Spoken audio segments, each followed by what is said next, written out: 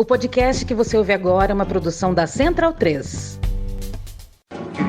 Cristo Redentor, braços abertos sobre a Guanabara.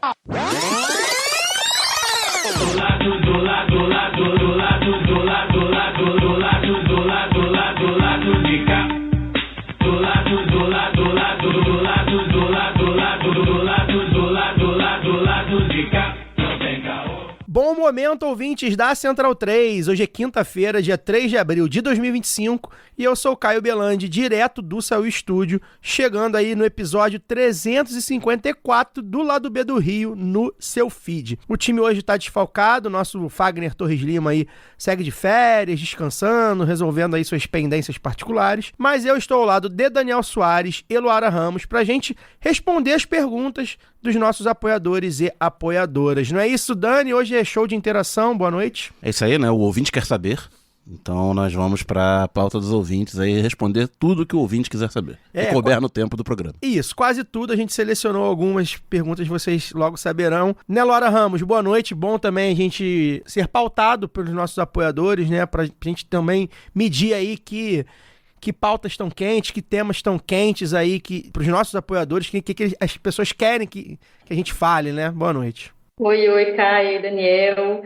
Eu adoro o Lado B Responde. Nem sempre eu consigo interagir lá no grupo, né? Da nossa comunidade aí do Lado B, mas eu adoro ver as perguntas, adorei as perguntas e estou super animada para hoje. É isso. Gente, seguinte, eu coloquei nas redes, né, mas até enviei nas newsletters também e tal, mas eu quero dividir aqui com vocês, né, os nossos ouvintes de fato que estão aqui, acompanham o podcast, o nosso orgulho que a gente, enfim, ficou aí nos últimos dias, que a gente se deu conta que publicou 8 conteúdos no mês de março, né? E aí eu não chequei, não fiz essa procura mais estatística elaborada, mas eu acho que de cabeça, assim, dá pra gente cravar que é o nosso recorde. A gente nunca fez aí 8 programas, 8 episódios diferentes em um mês desde que a gente começou nessa brincadeira aí em agosto de 2016.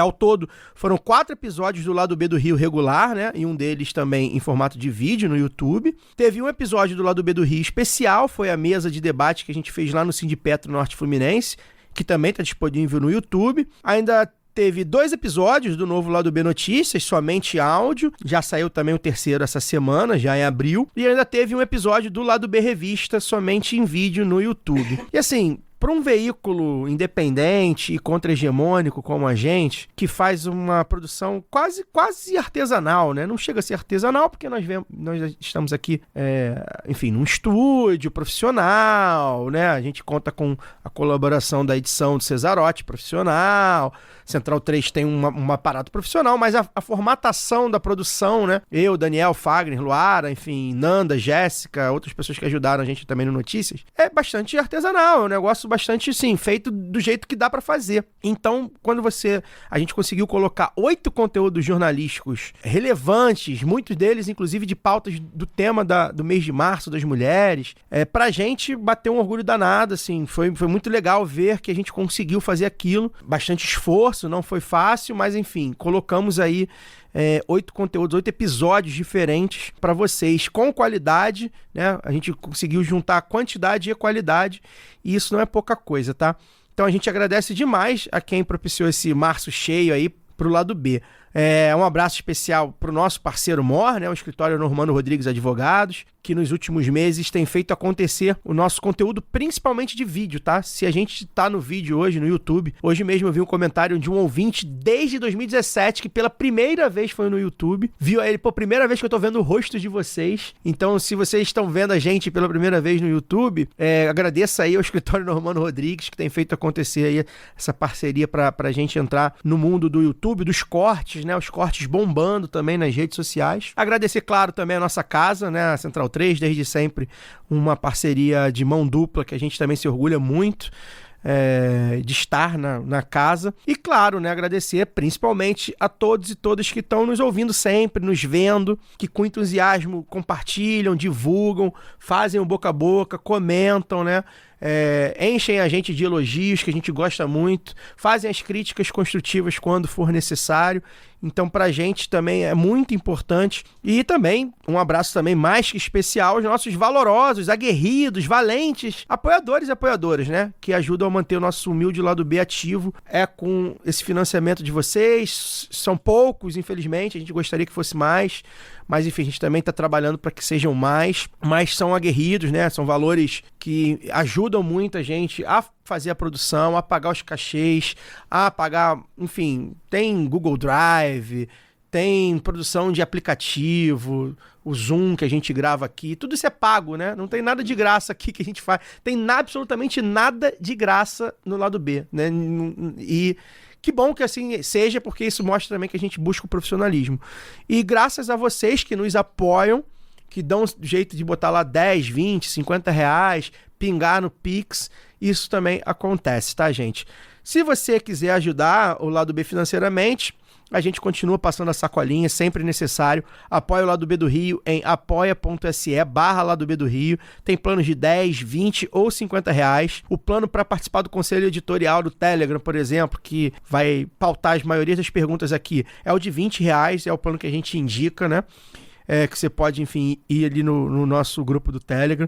Você também pode colocar um dinheirinho no Pix, lá do bdorio@yahoo.com. Não é um financiamento coletivo, né? Você não é um apoiador fixo, mas você ajuda a gente. E aí qualquer valor que você puder, sempre que você puder, pingou um dinheirinho extra, tá com um dinheirinho sobrando, enfim, gostou muito, às vezes acontece, né? Gostei muito desse episódio aqui, o superchat do áudio, né? Vai lá e bota um Pix.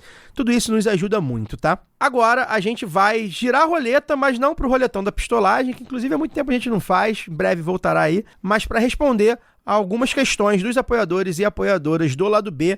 Toca a vinheta aí, Cezão.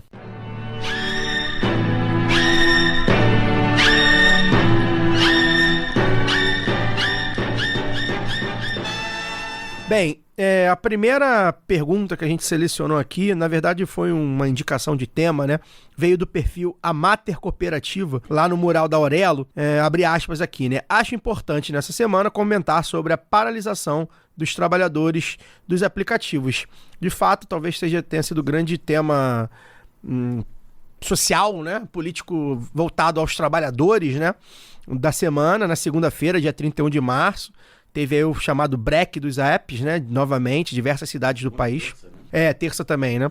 E a principal pauta foram vários movimentos, pequenos movimentos, né? Que se reuniram. E a principal pauta é grana, né? O aumento da taxa mínima por entrega e do valor pago por quilômetro rodado, né? Os entregadores estão denunciando basicamente que os custos aumentaram, combustível, manutenção, alimentação, tudo aumentou de preço, mas os repasses da plataforma seguem os mesmos. E aí, Dani, uma das coisas que eu acho que é importante, e aí a rede social, embora eu esteja cada vez menos no Twitter, graças a Deus, estou conseguindo me livrar, mas aí o lado bem ainda tá lá e eu preciso, né, olhar. E um dos debates que tem rolado, como sempre, né, é sobre essa coisa de considerar quase considerar o entregador vítima e ao mesmo tempo cúmplice, né? Que eu acho um erro estratégico, ideológico, enfim, econômico, absurdo. Mas eu vi gente falando, na hora que teve o projeto, ninguém quis apoiar, não quer criar sindicato, não gosta da esquerda, mas, enfim. Esse acho que é um dos temas talvez mais importantes dos novos tempos de trabalho, né? Os entregadores plataformizados, principalmente. E que a esquerda institucional, de alguma forma, continua tateando, não consegue adentrar, não consegue dialogar, não consegue ouvir os caras, não consegue ser ouvida. E, ao mesmo tempo, eles, eu acho que, de alguma forma, quando eles fazem esse tipo de paralisação e de reivindicação, eles também se afastam da direita um pouco, né? Porque a direita não apoia a greve, de maneira geral. E aí eles ficam aí, né? Meio que, flutuando e esperando, de repente... Esperando não, né? Porque eles estão botando a mão na massa. Mas, enfim, tentando tensionar a causa deles, né? Se você viu nas redes sociais a bolha de esquerda, né? Nosso grupo, nessa... meio culpabilizando, né? Porque eles também não querem nada,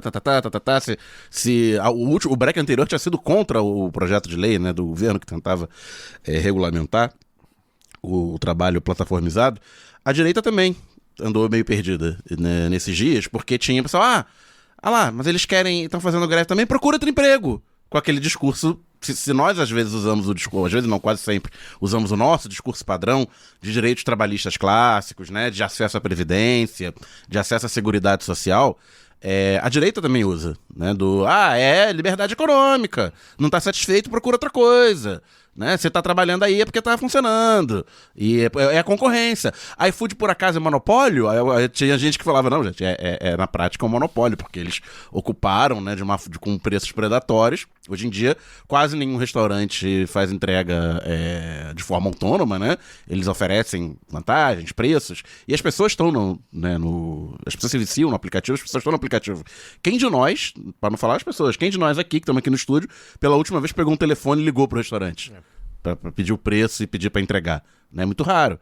E tem restaurante que nem aceita mais. Sabe? Tem restaurante que você liga, se alguém atender, fala, não, pede um iFood. E tal.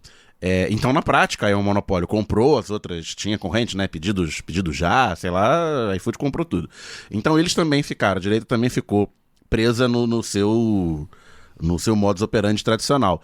E eu acho que a gente realmente não aprendeu ainda a conversar com uma categoria que o proletariado hoje em massa, né, tá na chamada plataformização do trabalho, e o discurso de uma das lideranças, não vou lembrar o nome agora, mas é o cara principal liderança que apareceu nos jornais, pelo menos, né, falando, não, porque perguntaram para ele do projeto de regulamentação do ano passado, né, ele fala, não, porque o governo não entende o que a gente quer, porque a gente quer ganhar mais, né? Quer o preço mínimo maior, a garantia do preço mínimo de corrida e tal. E o governo veio falando em previdência.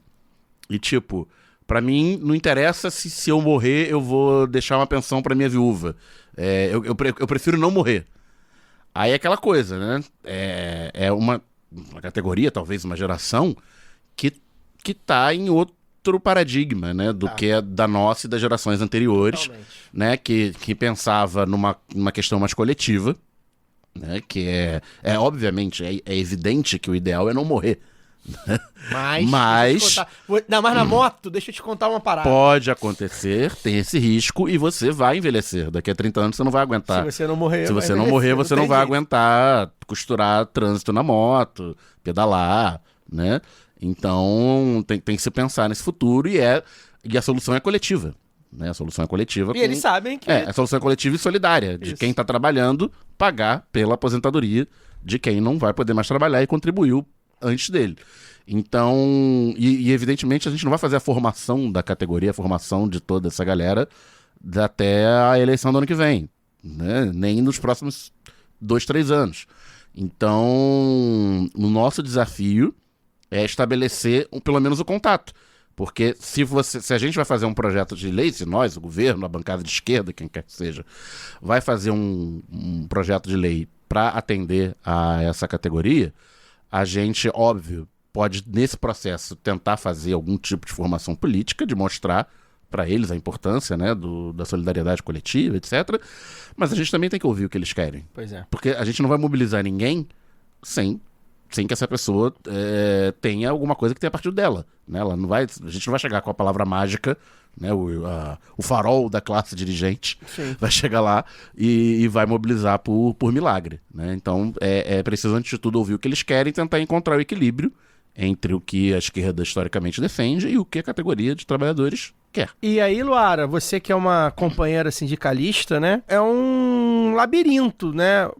É complicado, porque assim, beleza. É uma categoria que enfim, completamente subjugada, né, no capitalismo, talvez hoje aí uma das mais, mas ao mesmo tempo são muitos, principalmente aqui nas grandes cidades, né? São muitos, é formado muito por homens, também tem um recorte de gênero aí interessante, e racial certamente também, e que sabe que a saída é coletiva, senão eles não faziam uma paralisação geral, né? No fim das contas, eles sabem que a saída é coletiva. Eles foram lá, precisaram convencer alguém para parar junto, porque senão não ia adiantar. Mas, ao mesmo tempo, não consegue formalizar. A coisa da formalização do trabalho tá tão complexa que, como eles não são formalizados, as plataformas não são formalizadas, até para não tem um sindicato, né? E, enfim, nessas horas faz falta o sindicato. Porque como é que você negocia sem um ou dois ou três grandes sindicatos representando vários, né, dessas pessoas, que ao mesmo tempo vão rechaçar a existência do sindicato. E aí eu acho que os sindicatos, né, estão no divã também, né? Os sindicatos vão entrar, os sindicalistas devem sentar e eles tentarem entender por que uma categoria de trabalhador tão importante quanto, sei lá, os operários eram no século passado, não consegue... Os operários industriais, né? Era no século passado, e eles não conseguem fazer o mesmo movimento que eles fizeram, que é de se formar os sindicatos, né? Então, os sindicatos também vão ter que entender por que eles não estão conseguindo dialogar, né? Com certeza, Caio. Mas aí já vou começar com uma provocação. Será que precisa mesmo de um sindicato? Será que essa organização, na verdade, não nos indica? Porque nós estamos falando de trabalhadores, né, plataformizados, como se diz. E essas organizações, elas também, a organização desses breques, né, que até o nome muda, não é greve, é breques, que ela traz algumas características que eu acho muito interessante para a gente observar também como tendências, assim. Então, a organização também acontece em plataformas, vamos dizer assim, também acontece em aplicativos, né, aplicativos de mensagem. Eu vi uma matéria do UOL falando, né, como é que estavam circulando, assim, fotos, vídeos, como é que eles estavam se organizando. Tem muita coisa interessante nessa autogestão, que eu acho que, mais do que o ressentimento que eu vi da bolha de esquerda, né, que o Daniel estava citando, é interessante para a gente observar essas novas formas de organização. Então, eu não sei se é o formato sindicato, ou se a gente vai chamar isso de um formato sindicato, se é necessário mesmo esse formato sindicato, ou se o sindicato não precisa se reinventar, olhar para isso e perceber. Porque são características muito próprias desse movimento que eu acho interessante observar. Então, a gente viu ali os fura-greves, como é que eles lidaram, né, com os fura-greves. Então, denunciando uns aos outros, né, e isso nos grupos de WhatsApp, indo lá e confrontando os caras, né, você está parando, não está parando, monitorando quem que estava com as bags, né, aquelas mochilas do aplicativo. Então, teve também estratégia de fura-greve. Então, teve gente que não usou camisa, não usou nada que identificasse, mas continuava realizando entrega. Mais gente que monitorou isso. Então, são coisas assim, de uma organização interessante para a gente observar. Olha como é que os desafios que esses trabalhadores enfrentaram nesses dias de paralisação, né? Teve multa, porque, né, eles avisando assim nos grupos, a polícia está aproveitando para poder canetar aqui, então cuidado, como é que vamos fazer com placa, como é que vamos fazer estão canetando gente que está na greve, então cuidado aí, dando dicas de organização, como é que eles iam fazer.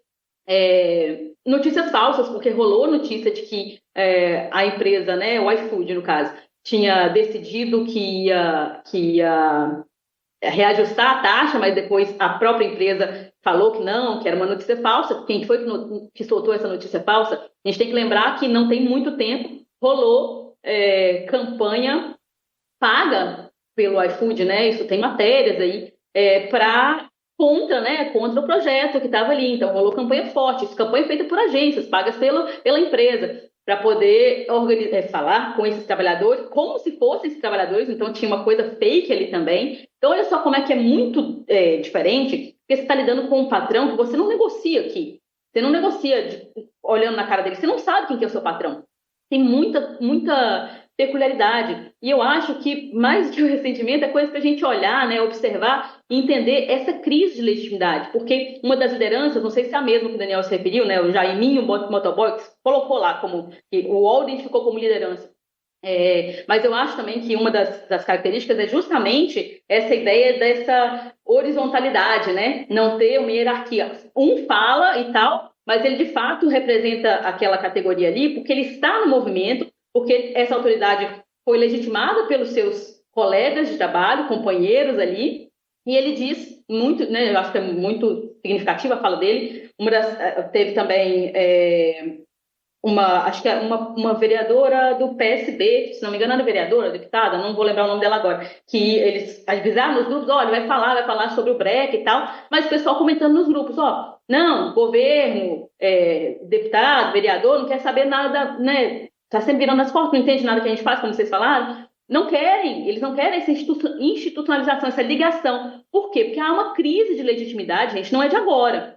A gente viu isso desde junho de 2013, e isso acompanhou, e agora também com a coisa das plataformas, né, e aí pós-pandemia, eu acho que deixou tudo mais turvo ainda, a gente vê que há uma crise de legitimidade, de credibilidade, de institucionalidade, que acompanha esses trabalhadores. Então, eu vi uma fala desse Jaiminho Motoboy, em que ele diz que o sindicato não representa nós em nada, né? Chegou agora e quer a cereja, quer dizer, como é que esses sindicatos se estabeleceram? Com base em quê? Como é que eles organizaram? Essas assembleias foram realizadas como? Com quem? Né? Que base é essa?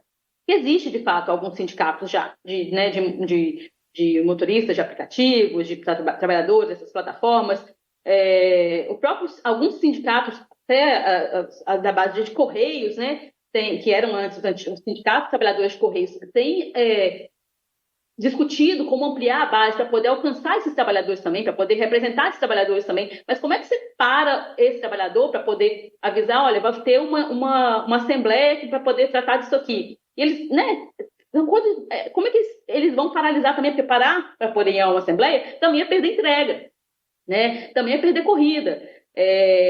Enfim, são muitas questões que eu acho que a forma como se organizaram, geralmente, né, nesses grupos de WhatsApp, são também para a gente perceber onde estão acontecendo essa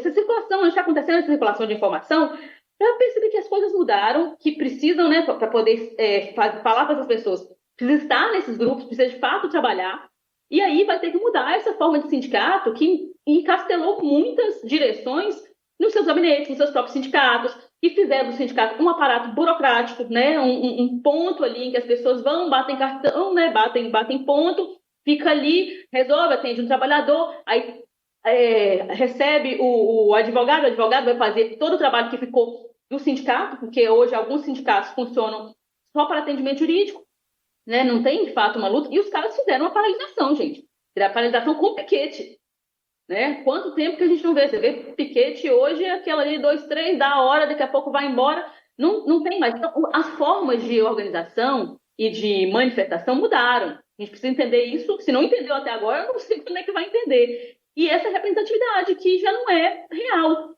Você vai montar um sindicato, vai falar que você representa aqueles caras ali, mas você não conhece aquelas pessoas. Você pode até, trabalhei como motorista de aplicativo, trabalhei fazendo entrega, sei o que essas pessoas ali precisam, mas vai dizer que você é liderança daquilo ali com base em quê? Né? Como é que você consegue organizar 5, 10, 20 pessoas e falar com essas pessoas?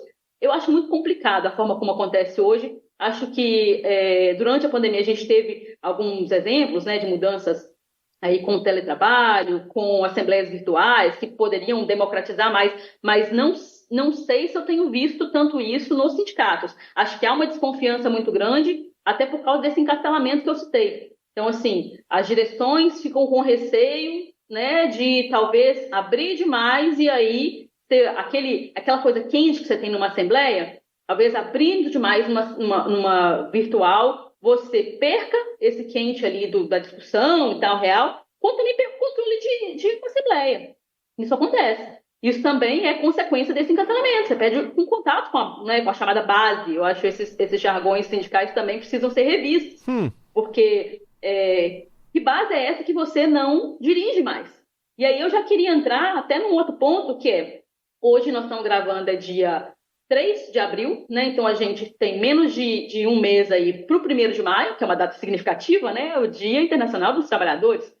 E eu não vi nada ainda partindo de organizações, das centrais sindicais, dos próprios sindicatos, qual que é a programação. E a gente lembra do fiasco do ano passado. Foi feito em cima da hora e o Lula deu bronca, né, nos ministérios, lá do pessoal da participação social e tal, porque foi um ato esvaziado. E também é muito assim, a galera conta com um público, conta com militantes que já não atendem mais, sabe? Já não atendem mais a esses chamados. A forma de organização mudou, as pessoas, essa coisa também das manifestações, muito confusa, muito descentralizado. Então, esse é um ponto que me preocupa. Por quê? Porque nós estamos aí com a pauta ainda do fim da escala 6x1, o Rick Azevedo tentando colocando a cara, eu acho que a gente, né, se alguém duvidou que ele ia colocar ou continuar colocando a cara, eu acho que ele tem feito um trabalho muito legal nas redes e nas ruas, né, a gente vê apontando mesmo, falando, olha, cadê o pessoal, e não vê esse movimento de outros lados. A gente vê 1, 2, 3 nomes falando, eu posso contar nos dedos, e olha que sigo muita gente de esquerda, né, tô ali na bolha sindical também, porque existem bolhas e bolhas de esquerda, até na bolha sindical, mas não tenho visto movimentação nenhuma quanto a isso, e acho mesmo que tem a ver com, não só com esse cancelamento, mas esse medo de perder espaço, que já é tão pouco, e aí tem o pessoal disputando a pauta e falando assim, não, mas se entrar aqui, não, fulano não deixa e tal. Eu acho que o Rick faz muito certo, já comentei isso aqui outras vezes, acho que o Rick faz muito certo de colocar a cara e querer ser creditado por isso, porque foi quem, né, realmente trouxe ali a pauta de uma forma que ela ganhou mais espaço, e se não tomar, a direita já colocou ali as asinhas de fora, a gente sabe que eles têm conseguem se mobilizar muito melhor que a gente, né? A própria bolha para poder, né, subverter ali a pauta que seja, e eu acho que é um erro. Acho que é um erro não abraçar de vez o fim da escala 6x1 para poder começar um grande movimento mesmo, a partir de uma pauta que unifica, né?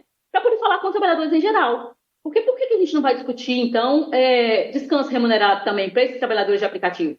Isso é tão absurdo assim? Acho que nada é absurdo, cara. Acho que tudo, inclusive as formas como são feitas, né? Como eu falei aqui, das peculiaridades de organização dos trabalhadores pelo aplicativo, tem gente questionando, mas então vai falar, até para poder fechar aqui, quero comentar essa coisa da Previdência.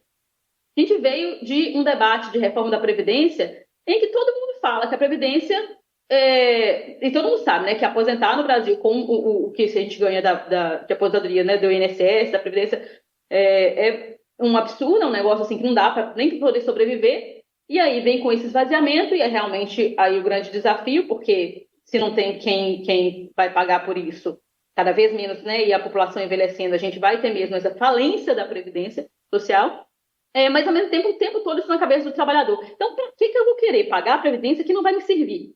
Sabe? Também é um discurso que a gente precisa desconstruir, mas eu não acho que isso vai ser feito nos mesmos moldes do que a gente fazia de formação antiga, porque como é que você vai reunir esses trabalhadores para poder fazer uma formação como se fazia nos sindicatos, né? Como reunir, como tive agora, no encontro de mulheres dos sindicatos trabalhadores dos Correios aqui do Espírito Santo, reuni um sábado de manhã todinho com aquelas mulheres ali.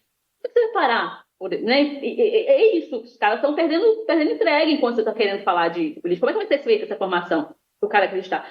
São desafios, sim, eu trouxe mais provocações e perguntas do que, de fato, respostas, mas eu acho que, para além do ressentimento, eu acho que a gente tem que aprender muita coisa. Tem muita coisa interessante acontecendo ali na forma de organização dos caras. E eu acho que olhando, aprendendo, ouvindo, porque eu já contei essa história aqui uma vez, vou terminar contando ela de novo. E uma vez reunido ali com os companheiros, galera ali da academia e tal, não, nós vamos fazer uma audiência pública para poder falar isso ali em 2019. Para poder falar de aplicativos, regulamentar e tal, vamos chamar fulano que é professor, ciclana que é deputada, e tal, e tá falando, porque isso, que aquilo, já tinha cheio de ideias. Eu falei, e trabalhador, vocês vão chamar como?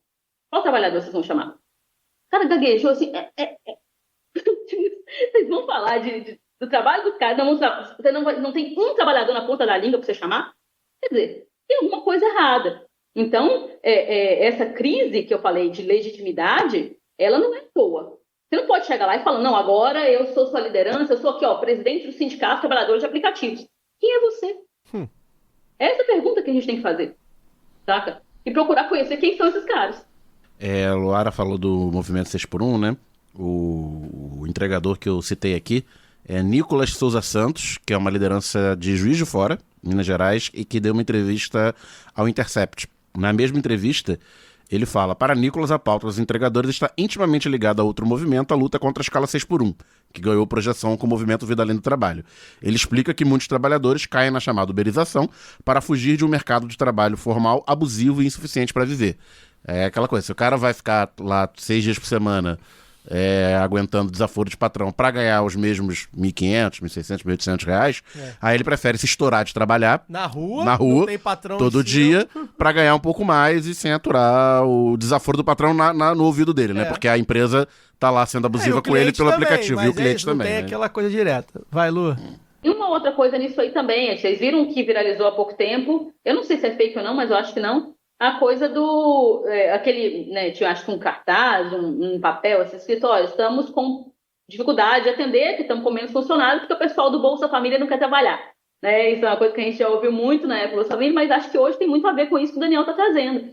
É uma juventude, principalmente, que não quer trabalhar CLT, porque, na verdade, CLT significa você ficar 8 horas, no mínimo, à disposição ali de um patrão que vai dizer, vai trocar de função e tal. Como o Rick fala no vídeo dele que viralizou, inclusive.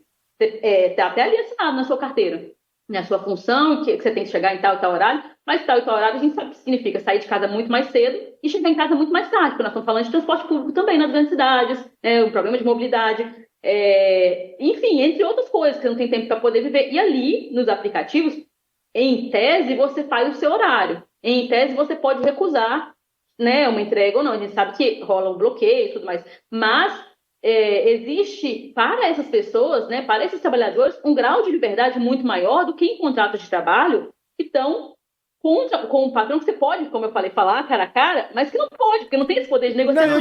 Eu acho que a sensação do eu vou trabalhar 16 horas por dia... possibilidade. Não, e a sensação de se eu trabalhar 16 horas por dia, eu vou ganhar o dobro do que se eu trabalhar 8 horas por dia. Não, e a possibilidade, eu acho que nem a liberdade, é a possibilidade de você... Porque na prática você não vai dizer não, porque você precisa daquele dinheiro.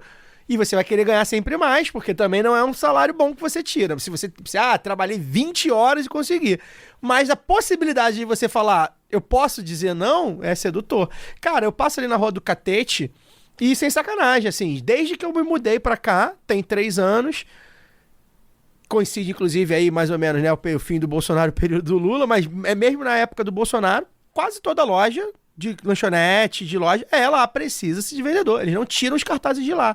Precisa-se de vendedor, precisa de atendente, precisa de vendedor, você passa na Rua do Catete, você conta pelo menos, sei lá, uns 10, assim, num cenário de, 30 comércios. Porque é isso, né? É 6 por 1, né?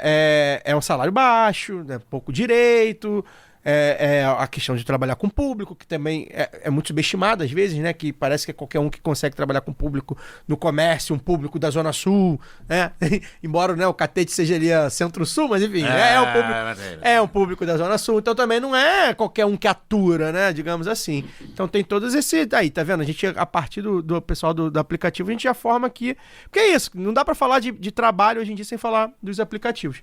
Oi, Lu, conclua. Sim, Caio, eu tô lembrando de mais uma coisa que eu achei interessante. Eu tive há pouco tempo em São Paulo, e andando ali pela Liberdade, eu vi um anúncio de contratação e tal. Então, estamos contratando escala 5x2. Enfatizava lá. Sim, McDonald's teve outro dia também. Viralizou o McDonald's. Olha só como é que as coisas vão, né? É um sopro de mudança, eu acho, hein? Porque se o McDonald's falou assim, temos vagas, não disse que eram todas, né? Mas temos vagas para 5x2, ou seja, gente, né? Já tá entrando como benefício. O benefício de ter 2 dias. Enfim, e é isso, assim, gente, isso tem um limite. Na verdade, o grande benefício é isso virar pauta. E olha só a oportunidade que se perde quando fala assim, não, então peraí, a gente também não quer nem 6 por 1, nem 5 por 2. A gente, na verdade, quer isso, assim, qualidade, tal, porque eles estão precisando de obra. E a lei de oferta e demanda não funciona quando é com o trabalhador negociado. O capitalismo é craque de ceder alguma coisa para poder ganhar o corpo inteiro, né? De dar, então vou tirar essa mão aqui e vou dar... Eles sabem fazer isso. Então, se eles verem... E é isso que também é interessante para o governo, a gente tem falado isso aqui desde que surgiu essa pauta, e para as instituições, os partidos de esquerda no geral, né? Enfim... A pauta 6 por 1, meus amigos, ou o governo apoia, partidos de esquerda, instituições, quadros de esquerda, ou vai ser o próprio capitalismo que vai falar assim, então é isso que vocês querem, então eu vou continuar explorando vocês e vou tirar de outra forma. De um deputado da União Brasil de Tocantins. As próprias empresas falaram, vai ser o McDonald's, vai ser o transformador da pauta 6 por 1. Porque não existe vácuo, irmão. Então se o McDonald's falar assim, agora nós somos todo mundo 5 por 2, fudeu.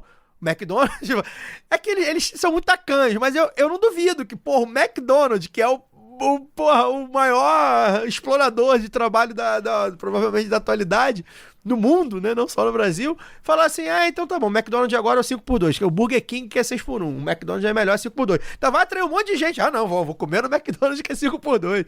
Enfim, eles vão dar um jeito de ganhar a pauta pra eles, pode ter certeza. Então por isso que a gente cobra muito o governo sobre a pauta 6x1, e que é isso, como a liderança lá falou, acaba intercalando aí com a pauta do pessoal do break dos apps, né?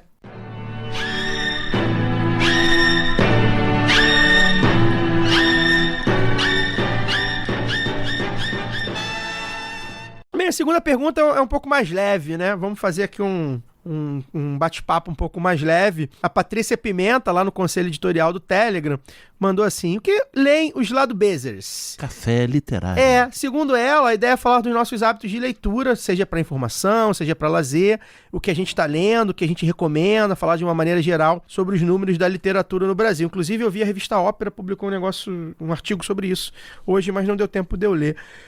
Infelizmente, a gente tem dois grandes entusiastas da literatura aqui, né? Luara e Fagner. Infelizmente, Fagner não tá aqui.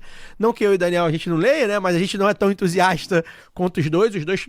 É engraçado, né, Daniel? Os dois no grupo essa toda pergunta hora. Eu vou passar vergonha aqui, porque eu não lembro o último livro de ficção que eu li, né? De tanto tempo que eu não leio. Pois é. O Fagner e a Luara ficam lá trocando várias figurinhas sobre leitura. Luara, eu sei que esse é um tema que se deixar, você fica 3h30 falando sozinha aqui sobre o que você gosta muito, mas vamos falar sobre o que você tá lendo agora, o que você leu nos últimos dias, o que você recomenda. Fala aí um pouquinho, eu vou falar também depois, mas enfim, acho que a estrela do quadro é você hoje, já que o Fagner não tá aí para dividir contigo. Poxa, eu tô com saudade do Fagner, inclusive mandar abraço pra ele, já tô com saudade. E sim, a gente fica lá trocando figurinha, gente, eu preciso... É porque o Fagner acaba me ajudando a sistematizar até um pouco do que eu leio. Antes de comentar, eu adorei a pergunta da Patrícia, você sabe que eu fiquei super empolgada quando chegou, porque é uma coisa que eu realmente gosto de compartilhar.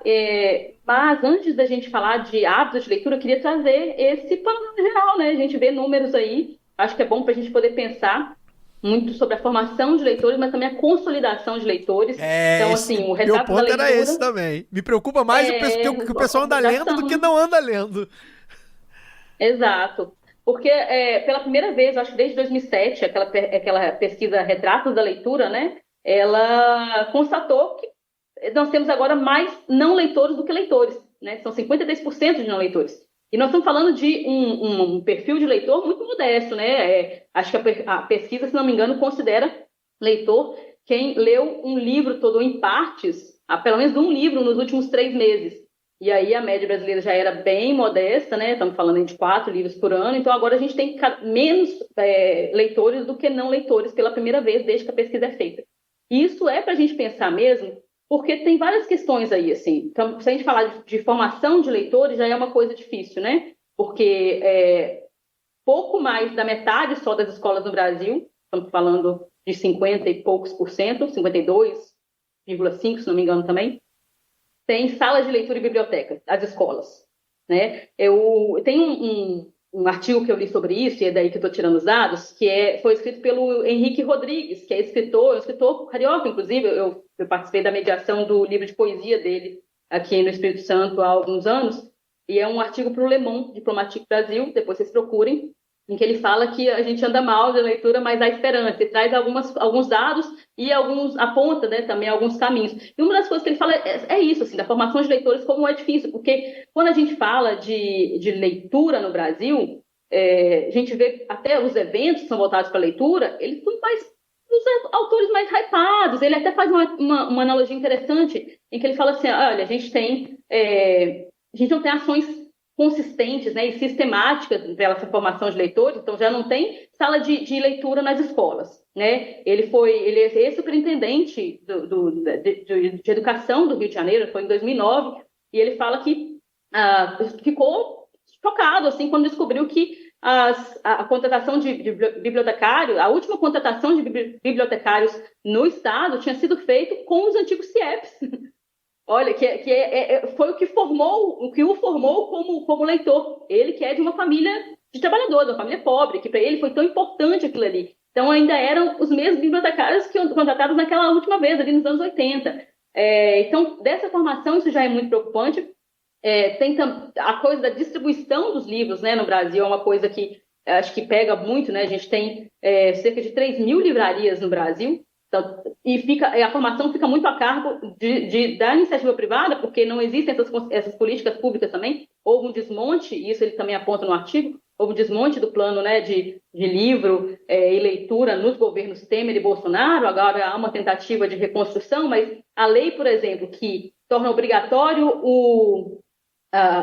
a figura, né, do bibliotecário, da bibliotecária nas escolas, está parado desde 2023. É uma lei de 2018, mas que está parado desde 2023 e parece que não é uma grande prioridade, assim, né, para os nossos parlamentares aí. Então, isso é uma coisa que preocupa. A outra coisa que eu quero colocar aqui é porque as pessoas fazem aquelas resoluções de ano novo, né, de, eu quero ler mais. Ou então, alguém sempre que eu vou conversar sobre literatura, sobre, né, livros, eu falo, eu queria ler mais. E aí fica se culpando, e existe mesmo essa coisa de que não, ler é bom, e tem uma coisa do status também, né? Pelo menos pra gente que é da classe trabalhadora, sim. O livro, ele é essa figura, esse ícone um corte intelectual, poder, né? De acesso. É quase um corte intelectual. Oi? Quem lê, quase um corte intelectual. Quem lê tá à frente, né? Não, e também essa coisa do acesso, é meio que uma chave, assim, de acesso, né, da educação, de um outro mundo possível. Para mim foi, gente. A gente tem aqui também, a própria Gabriela Figueiredo fala muito disso, né, foi o nosso colunista aqui no lado B, fala muito sobre essa coisa de como o livro, a educação mudou, então pra gente isso é muito forte. Então, quem que interessa tirar isso? E daí também tem relação, é o que eu quero trazer, com o fim da escala 6 minutos, porque quem é que tem tempo para ler hoje? Quando que a gente lê aquelas dicas individuais ali de como dar o seu um glow, né, de novo ano, o que fazer para poder ter um 2025 melhor? Aí tá lá, consolidar a leitura. Você não tem tempo para ler? Leia uma página por dia. Leia depois, quando for dormir. Aí tá cansado, ainda tem que ler para poder bater a sua meta de ano novo, para ter a sua melhor versão. E aí você vai ver e vai dar uma olhada nas livrarias, né? As livrarias também perderam esse espaço de circulação, de ser um espaço de circulação. Eu hoje fiz a pesquisa, viu, gente? Eu tinha uma consulta e aí era também perto, né, num shopping. Aproveitei para dar um pulo na livraria de shopping para ver como é que tá esse ambiente. E até me surpreendi positivamente, assim, porque há algum tempo a gente não via certos livros nas estantes, mas os espaços ali para as pessoas sentarem e lerem, né, folhear, curtir ali o espaço da livraria, que para mim é um tipo de passeio gostoso de fazer, ele tem cada vez aquela coisa que você pega e sai, não tem mais aquelas cadeiras confortáveis, não tem espaços assim, e aí as livrarias acabam ficando também muito ligadas ao consumo, né? Não só pelos títulos dos best-sellers que são colocados ali, Café com Deus Pai da Vida, e coach, aquela coisa toda que a gente vê, mas também porque são reduzidos mesmo, são feitos para você entrar, comprar o que você está procurando e sair. Não é um espaço de socialização. Eu até conversei com uma das vendedoras de uma dessas livrarias de shopping, que hoje não são mais mega stores, elas estão focadas, pelo menos uma delas, né? Eu vou citar aqui porque eu acho que tem diferença, né? Que é a livraria Leitura. Me surpreendeu porque eu fui olhando assim, tinha até pequenininho, mas tinha espaço de poesia, né? Uma estante toda para poesia, tinha clássicos que antes não era tão fácil de achar clássicos assim. Uma vez eu fui procurar dessas livrarias, eu acho que ainda era Saraiva, e eu fui procurar Jorge Amado, cara. Eu não achei Jorge Amado, eu achei um livro infantil de Jorge Amado, não tinha nada do mais conhecido, Capitã de Areia, nada assim, sabe? Que são básico do básico. Dessa vez não, dessa vez eu encontrei muita coisa. Na parte de política também você tinha a polarização ali também, mas você tinha autores mais à esquerda também, tinha umas coisas... achei bem interessante, até porque tem rolado no Brasil por parte das editoras, eu acho que tem rolado uma tentativa assim, de reconquistar leitores, não sei se por esse movimento de booktubers, né, que a gente tem visto, por mais que tenha muita gente lendo essa literatura... Eu vou falar assim, gente, vai soar meio feio, mas essa farofada, eu acho que faz parte também. Acho que as pessoas estão lendo e, pelo menos, pode ser, como disse um amigo meu do Sebo Cheiro de Livro, lá do Centro de Vitória, que né, a porta de entrada para a literatura, a boa literatura, porque existe, sim, não vamos fingir que não existe. E aí eu vejo que houve esse movimento das editoras de reeditar livros de uma forma bem bacana, então diagramações legais, capas legais, até de editoras que você pode considerar mais modestas, mas um cuidado, sabe? Existe esse cuidado. Agora, como é que a gente vai fazer para poder chegar nas pessoas? Porque livro ainda custa dinheiro, né? Muitas editoras acabaram ficando dependentes de editais de cultura. Aí também edital nem sempre se publica coisas atrativas ou de qualidade, né? Às vezes, né? Tem isso também. Então, eu vejo muito esses desafios, assim. Agora, não sei se a pergunta também era sobre isso, né?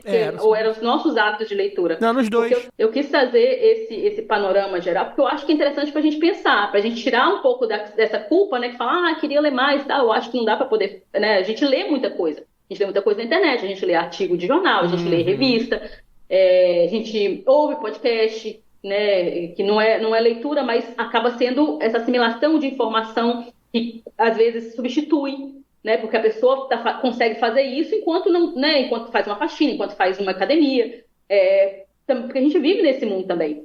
Eu acho que são coisas para poder pensar, para tirar esse aspecto individual e pensar como é que a gente forma, como é que a gente cria mais espaços de sociabilidade a partir da leitura. Então, dos cafés, como eu falei, sebo, eu ainda vou fazer um guia de sebos favoritos aqui do Espírito Santo, que eu tenho os meus, citei o Cheiro de Livro, que é de amigos meus queridos lá do Centro de Vitória, mas tenho leitura fina também de outros queridos ali, Maíne e Matheus. Então, quem mora no Espírito Santo já fica aí com as dicas também. Mas eu trouxe, e foi difícil, viu, Caio? Imagino. Até que não li tanto, assim, esse ano já, não, mas eu já li muita coisa boa esse ano. Então, eu separei, falei, vou colocar 3, porque aí vocês também falem. Boa. Mas eu trouxe, não sei se... vou falar todos, porque eu acho que vale a pena. Eu trouxe 5 livros dos 11 que eu li até agora, e que foram, assim, uma delícia desse ano. E já vou falando, tá? Vocês querem falar? Não, vai coisa? falando.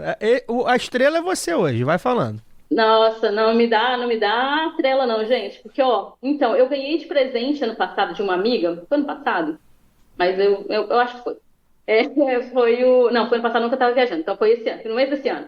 Já ali no movimento de fazer a minha mudança e tal, eu ganhei coisas nossas do nosso querido Luiz Antônio Simas. E foi uma das primeiras leituras desse ano. Não sei se vocês já leram. Não, esse ainda não. É uma delícia. Eu achei, assim, uma leitura que ao mesmo tempo que é leve, traz aquela coisa de cima, né, de informação gostosa de pegar e assimilar, história pra caramba. E histórias dele, porque é um livro bem pessoal, eu achei assim. Então foi uma das coisas que eu mais gostei de ler esse ano. E já virou ali parte da minha casa, assim, porque isso é uma coisa que eu prezo bastante aqui em casa. Eu falo que eu queria ter livros em todos os ambientes de casa, em livros que eu tenho acesso rapidamente. Então tem alguns que eu quero ler ou quero revisitar mais rápido, e eu já coloquei esse do Simas ali, porque ele realmente é uma delícia e me aqueceu muito o coração. Um beijo para a Joy, que foi quem me presenteou com ele. Eu trouxe 5 indicações, ou na verdade nem sei se são só indicações, mas de coisas que eu li ou que eu tô lendo, porque aí são para todos os gostos, né? Tenho coisas nossas do Simas, que eu já citei, e eu li esse ano pela primeira vez, gente, 100 Anos de Solidão. Vocês já leram? Eu ainda não, mas tá na minha fila aí pra ler nos próximos meses. Vou tentar ler. Já leu, Daniel? Não li. Tá vendo? Cara, esse tá vendo foi porque eu também não tinha lido, e esse livro tá comigo desde 2012. Eu comecei a ler, mas confesso que realismo mágico não é uma coisa que me pegava tanto, assim. Eu tinha outros padrões de leitura, e aí eu estava olhando para minha estante e realmente tem pouca literatura. E essa pesquisa também, isso é uma coisa interessante. A Retratos da leitura que eu falei aqui da pesquisa, se você... a média era de 4 livros por ano, mas se o recorte é de literatura, vai para 2.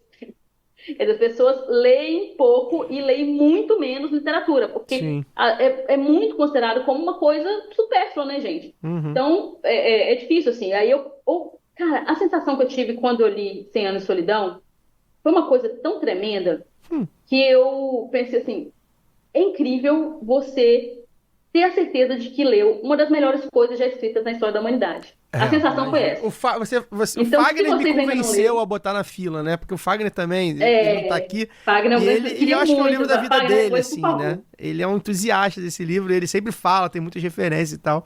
Eu falei, cara, preciso botar na minha lista aí urgente, até pra poder debater com vocês incrível. também. É incrível. A contação de história, assim, num nível que realmente quem faz é mágico e Gabo era esse cara, ainda é, porque você vê o que é um clássico, né? Como é que perdura. Esse foi, então, literatura.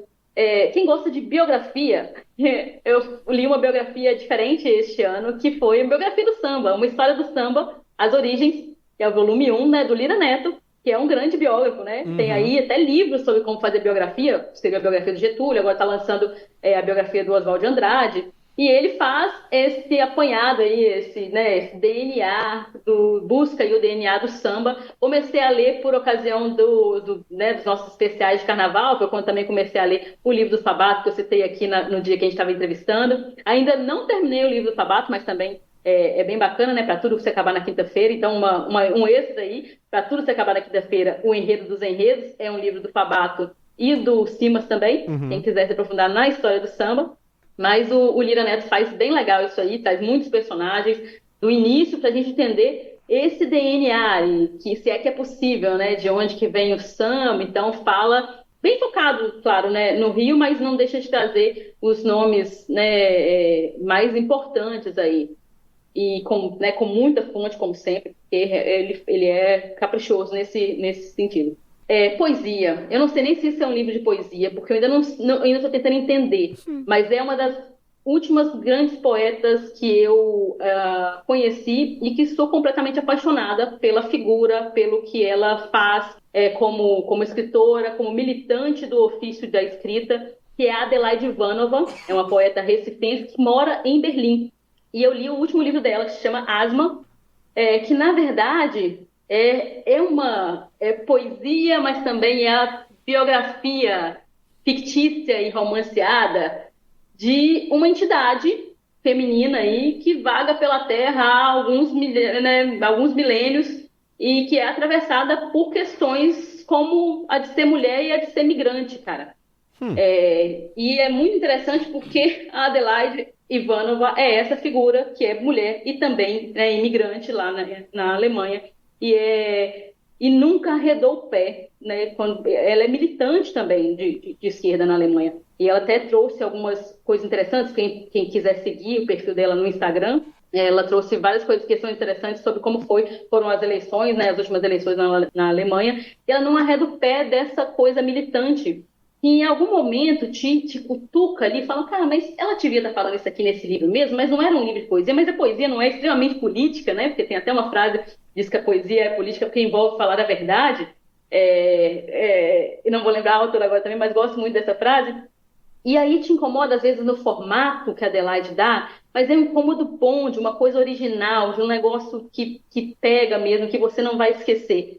E eu me lembro até da primeira vez que eu ouvi a Adelaide Ivanova, foi uma poesia em que ela fala desse ofício de escrever poesia, da poeta como trabalhadora, em que eu fiquei completamente apaixonada, fui buscar as coisas que ela fala, que ela escreve, que ela diz. Achei uma entrevista muito boa em que ela diz exatamente isso, né? No mundo ideal, a poesia seria encarada como trabalho.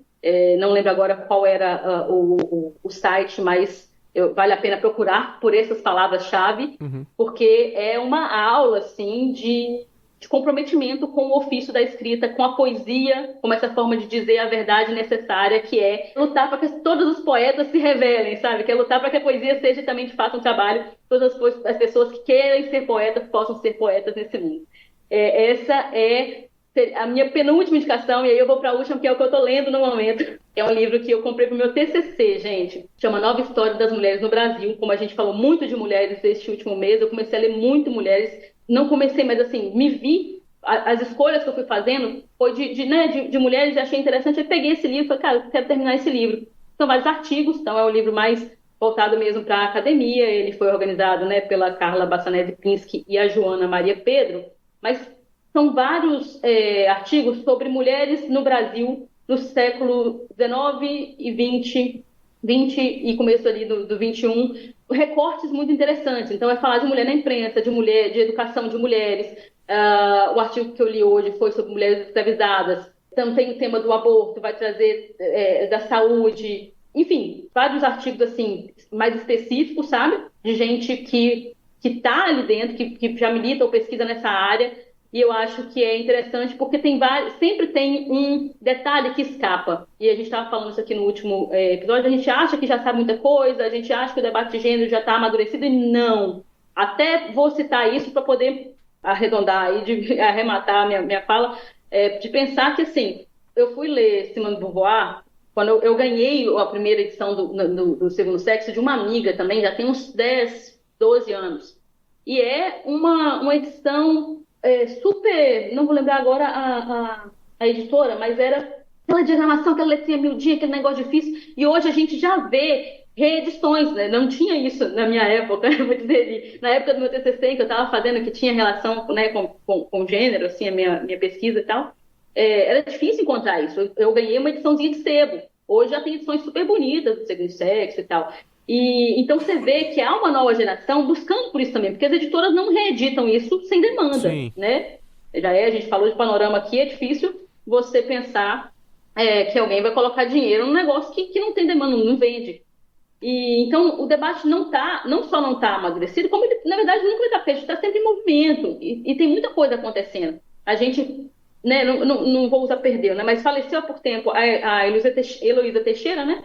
Que foi uma grande militante, não só feminista, mas também da poesia, né, da literatura, era imortal da ABL, que, né, a gente sabe que tem aí questões, mas que eu acho que ter nomes como a Heloísa, na verdade, engrandecem uma entidade como a ABL, claro.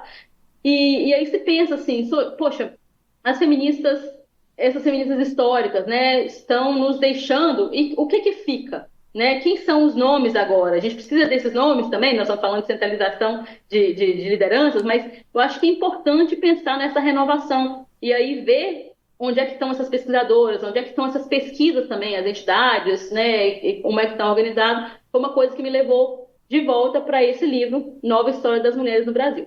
Acho que fechei. Não sei se me empolguei demais. Não, perfeito. Falei muito rápido, mas espero que esteja respondido aí, Patrícia. Era o bloco para você brilhar mesmo, a gente já tinha falado isso. Eu terminei de ler agora recentemente o primeiro livro que eu li na vida do Jô, né, que foi o primeiro dele também, né, com o Xangô de Baker Street, bem legalzinho, assim, um livro que eu li esse e o Assassinato na Academia Brasileira. Tá na fila também, tá mais bobinho.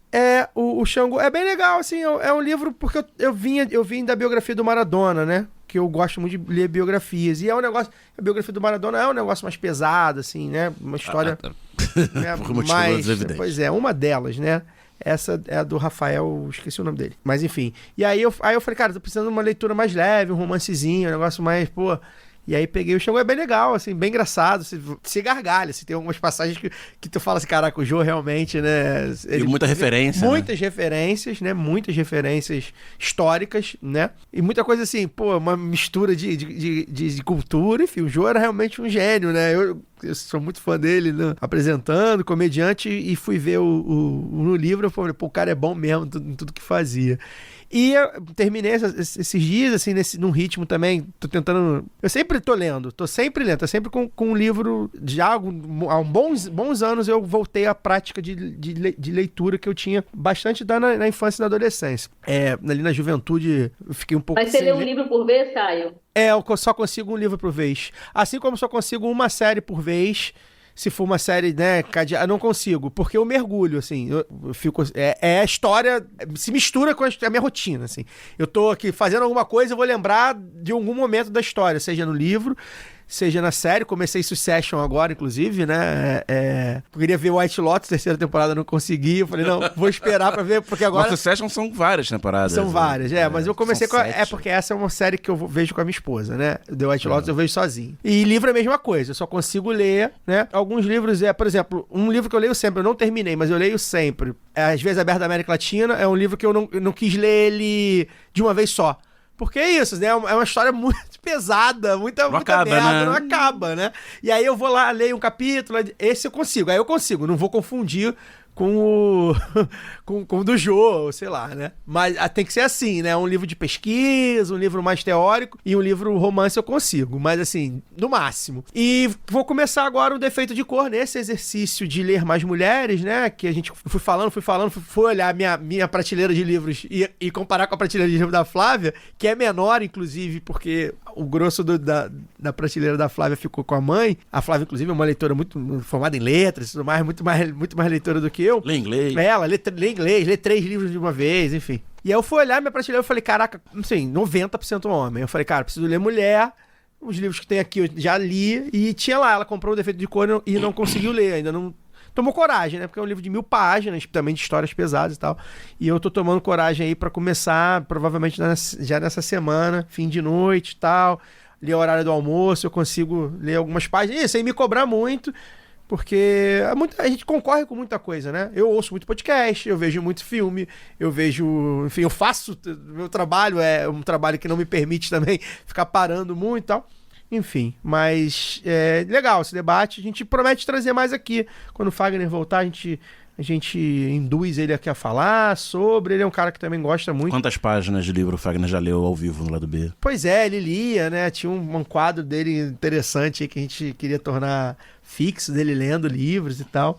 Então esse debate é legal. Quem sabe a gente faz aí um Lado B literatura com Fagner e Luara, né? Acho que ficaria legal. É porque eu não quis indicar que eu li ano passado, eu não quis indicar a tetralogia napolitana, então tinha que trazer a Gil pra mesa aqui e puxar o Fagner de algum lugar. Isso, não, vai Fagner, fazer vocês faz três, sentido então. se vocês debaterem Não, a vai tetralogia. fazer vocês três. Então vai ser um Lado B... Eu só citei aqui porque eu não consigo me conter, então se a gente estiver falando de várias Lado B ligações é Helena Ferrante, vai que ser... foi... muito especial, Ferrante, Helena gente, não... Peço licença para dar uma pausa no programa e apresentar os nossos parceiros. O sorteio para apoiadores e apoiadoras do Lado B é um oferecimento da Camisa Crítica. Ouvinte tem 10% de desconto no cupom Lado B no site www.camisacritica.com. Tem lojinha física da Camisa Crítica no Sol e Sombra, bar que fica no bairro Bela Vista, em São Paulo. Já aqui no Rio, tem no armazém do MST, na Lapa, e na livraria Leonardo da Vinci, no centro. Camisa Crítica criada para uma esquerda que não tem medo de dizer seu nome. Aproveite e siga nossos parceiros nas redes sociais.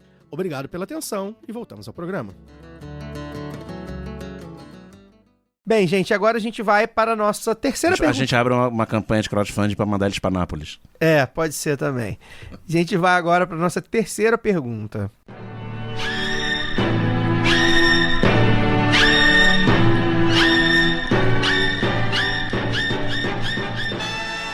Também lá no nosso grupo do Telegram, né, o nosso amigo vascaíno, apoiador de longa data, Leandro Arantes, perguntou: como é que vocês avaliam a administração do governo referente às empresas? E aí ele fala aqui dos ministros voltados para esses setores, né, que tem empresas públicas, a Esther Dweck, o Haddad, o Rui Costa e tal. E a gente pegou essa... A gente não tá tão por dentro, assim, acho que é um assunto que talvez mereça até uma atenção maior. Um programa, de repente, só para falar disso, porque... A gente vai poder falar de várias coisas, né? De trabalho, de desenvolvimento, de investimento. Tem bastante coisa nesses assuntos. Mas a gente estava debatendo no nosso grupo e a Luara, né? Dá para falar um pouco dos Correios, né? Que a Luara milita ali próximo aos Correios, aos sindicalizados dos Correios. E a Luara queria denunciar e fazer sua denúncia, Luara. Como é que tá a situação dos Correios aí no governo Lula 3? Então, primeiro um comentário geral, assim, né, como é que a gente vê. Eu acho que, vocês citaram um posto, mas não sei se eu colocaria ele dentro desses ministros ali, né, mais ligados à administração das empresas, mas eu acho que uma das coisas que pega, assim, é que, infelizmente, é justamente nos cargos mais técnicos, né, nos ministérios mais técnicos ali, como no caso da ministra Esther Dweck, que a gente vê iniciativas com menos alcance, apesar de boas lideranças, né? E iniciativas interessantes, mas talvez porque esses ministros ali não têm exatamente um perfil político. Aí você vai falar assim, mas e o Haddad, né? Da Fazenda e tudo. Mas o Haddad também é muito criticado por ter essa coisa técnica ali e fazer questão de ser muito mais esse ministro. Eu acho que o Rui Costa está, né, no balaio porque as nomeações dos diretores e presidentes passam pelo filtro da Casa Civil. Tem isso, sim, mas também é um perfil de político meio controverso, né? As pessoas têm essa dificuldade de lidar ali, já teve muita crítica ao perfil político do Rui Costa, uma coisa que às vezes é meio trator, não tem tanto tato, mas realmente não sei, mas no caso da ministra tem isso, sim. E aí eu queria trazer os Correios porque está rolando, não sei se todo mundo está acompanhando, dois movimentos distintos, né? Um da parte da própria empresa e outro da extrema-direita, vou falar primeiro da extrema-direita, né? Que está tentando se articular ali para atingir os Correios, né? Para tentar retomar o projeto privatista. Então, há um movimento para a instalação de uma CPI dos Correios, que ela é uma ofensiva, né, da extrema-direita em conjunto com a mídia corporativa. Então, dia sim, dia também sai notícia desfavorável aos Correios, falando que a empresa tem apresentado prejuízos, e aí, mas não destrincha o que são os prejuízos, mas quando vai falar, fala que é porque deu um monte de direito para os trabalhadores. E houve nesses últimos anos aí do governo Lula uma tentativa de retomar os direitos que foram tirados sob o governo Bolsonaro. Os excetistas perderam mais de 50 cláusulas, né, um negócio nunca visto assim, durante o governo Bolsonaro.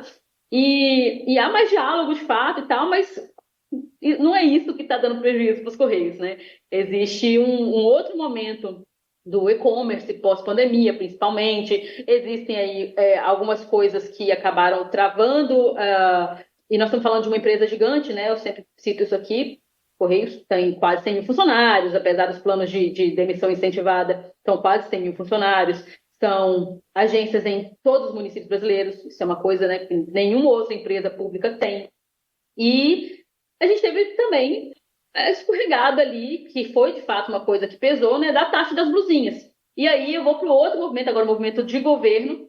Não, para poder citar mais uma coisa que eu tinha esquecido. Há uma perseguição também de nomeação, né? Então a extrema-direita faz esse movimento e o Centrão acaba entrando ali também, querendo a presidência do Correios, querendo mais cargos ali, porque o presidente atual, Fabiano Silva, né, presidente dos Correios, ele era do Prerrogativas, né, aquele grupo que denunciou vários abusos da Lava Jato e tal, então ele também é uma figura que é muito perseguida pela extrema-direita, né, como o cara que está ali no comando no momento em que a empresa está dando prejuízo. Mas lembrar que os Correios já são deficitários há algum tempo, até pelo esse tamanho que tem, porque a forma como se organiza também para poder manter essas agências em todos os lugares e tal, eu já falei disso aqui outras vezes, é uma forma muito própria da empresa, né? E acabou agora, é recente isso, foi, se não me engano, ontem, né, dia 2 de abril, a ECT lançou o seu próprio marketplace. Está um pouquinho atrasado, mas, né, nos últimos anos, aí, como eu falei, com a taxa das blusinhas, a empresa perdeu bastante mercado no setor de encomendas, ao mesmo tempo que outras empresas investiram no setor logístico. Então, você tem Mercado Livre, o próprio Shopee, né, criando hubs próprios ali, investindo diretamente até em parcerias e estratégias de marketing, né? Como a gente viu a coisa das lives para venda, ação conjunta. Então, você já tem ali os hubs, os caras já sabem, já vão mandar mais rapidamente, enfim. Fora outras empresas maiores, como a Amazon, por exemplo, que já tem todo um sistema próprio e tal. Mas elas não chegam, muitas vezes, onde os Correios chegam, então precisam usar a rede de Correios, né? Porque aí a gente não sabe como é que vai operar o marketplace dos Correios, mas existe uma expectativa de vantagens que valorizem o micro e pequeno empresário a utilizar esses espaços de forma até a tornar, né, pensando aqui, fazendo uma análise muito por alto, viu, gente? Porque eu ainda não sei realmente como é que vai funcionar certinho. Mas para tornar os valores ali desse marketplace mais competitivos, ou pelo menos regular de alguma forma, como já ocorre com o subsídio cruzado das agências físicas, né, que eu citei aqui, que se reflete também no preço da última milha, ou seja, aquela última parte de chegar até o consumidor ali, né, da última ponta da entrega mesmo, e que tem como fator de ajuste o fato de existir essas agências de Correios, né, como eu disse, às vezes a Amazon, para ela não é interessante entregar lá em Conselheiro Pena, na minha cidade, mas a minha cidade tem uma agência de Correios. Aí o que a Amazon faz? O que essas empresas grandes fazem? Elas usam os Correios. Então, e esse usar os Correios acaba barateando essa última milha, né? Então, é um fator de ajuste o fato de existir essas agências em todos os municípios brasileiros, e isso só existe por causa do monopólio postal. Ah, mas é monopólio postal? Mas por que tem? Mas é encomenda. mas é porque precisa ter uma agência de correio em todos os lugares, né, por causa do monopólio postal, e é por isso que os caras atacam justamente o caráter público e o monopólio, nesse caso, dos correios, porque desmontando, acabando com o monopólio postal, eles conseguiriam não ter esse fator de reajuste, entende? Então, é uma ofensiva muito por isso aí. E aí usam a mídia corporativa de uma forma muito babaca, não só atacando o direito dos trabalhadores, mas também puxando o fantasma do mensalão, que começou com os Correios e tal, e aí tem que investigar, porque com certeza tem corrupção, que esse cara aí, que é aliado do Lula, que foi colocado lá, sabe essas coisas assim? Puxam todos os fantasmas, tá rolando mesmo essa tentativa ali. Eu não sei se o pessoal está todo por dentro, mas eu acho que é o caso, não só, eu acho que sempre é importante defender as empresas públicas, sobretudo as estratégicas, né? Então, para a integração nacional, para a segurança nacional, desenvolvimento nacional, como são os Correios, como é a Petrobras, como é a Eletrobras, né, que sofreu com privatização e a gente tem visto aí o resultado, mas também para a gente, eu acho que cobrar de uma postura inovadora, né? Estamos falando aqui de Ministério de Inovação e tal. Eu acho que uma inovação que não ouve os trabalhadores, né, e aí falando agora principalmente das relações sindicais, porque por mais que exista diálogo, existem também problemas na operacionalização do acordo coletivo de Correios, né? Então, nós estamos falando de gestão de inovação. Não existe inovação, eu acho, que sem pensar quem faz esse trabalho, sem ouvir quem faz esse trabalho. Acho que os próprios trabalhadores têm muitas condições de dizer qual a melhor forma de realizar aquele trabalho, como é uma forma justa também de realizar esse trabalho, tem que entrar aí, né, boas condições de trabalho nessa conta. Então, diálogo não falta, mas eu acho que falta inovação, falta mais participação, falta democratização desses espaços, acho que mais conselhos nas empresas públicas também para a participação desses trabalhadores. Você tem ali alguns espaços mais tímidos, mas falando assim de autonomia no trabalho, porque eu acho que são coisas que precisam ser olhadas mais se a gente tem um governo, né, que não, para além de não tratar trabalhadores como inimigos, eu acho que poderia tratar como esses, não acho que nem só aliados, mas companheiros mesmo, saca? Então, estamos falando de um partido de trabalhadores, um governo encabeçado por um partido dos trabalhadores. Então, acho que falta um pouco mais de cuidado aí, de trato político também com a classe trabalhadora, com as categorias. E aí a gente pode entrar em várias outras, mas eu estou falando aqui de Correios, que é de onde eu conheço um pouquinho mais. Eu só complementaria, Luara, de um ponto de vista generalista, né? Porque se a gente for falar de especificidade, tem muitas empresas de várias naturezas diferentes, né? Tem as 100% estatais, como é o caso dos Correios, tem as sociedades anônimas que têm acionistas privados, como o caso da Petrobras, são realidades muito diferentes, em ministérios diferentes, né? Então... Um comandado pelo Centrão, outro o Ministério do Centrão vai ser uma realidade, o Ministério do PT vai ser outro, o Ministério do PSB, aliados, enfim. Mas o que a gente dá para ver nesses 2 anos e pouquinho aí, de forma geral, aí para falar um pouquinho bem, né? É um esforço que tem sido geral de reestruturação das empresas públicas, né? Não, e dentro de um esforço geral de reestruturação do Estado brasileiro, né? Que viveu aí um período de 6 anos, né, de desmonte total, né, de governos Temer e Bolsonaro. Então, no final do ano passado, a gente até comentou isso aqui, teve toda aquela cantilena na imprensa, porque as empresas estão dando prejuízo, governo do PT, governo do Temer e Bolsonaro, as empresas davam lucro, agora as empresas, o PT assumiu, voltou a dar prejuízo. É aquela coisa, tipo, a Petrobras se desfazendo de refinaria a rodo, sem critério técnico, colocando isso no balanço. Aí é óbvio que vai dar lucro recorde. Você tá vendendo a geladeira da sua casa, você tá tendo superávit no seu orçamento. No mês que vem, no mês seguinte, você não vai ter aonde guardar comida, mas você teve um superávit. Então a lógica desse lucro exorbitante da Petrobras era essa, além do preço da gasolina, né? Que vale lembrar, o pessoal já esqueceu aí, né?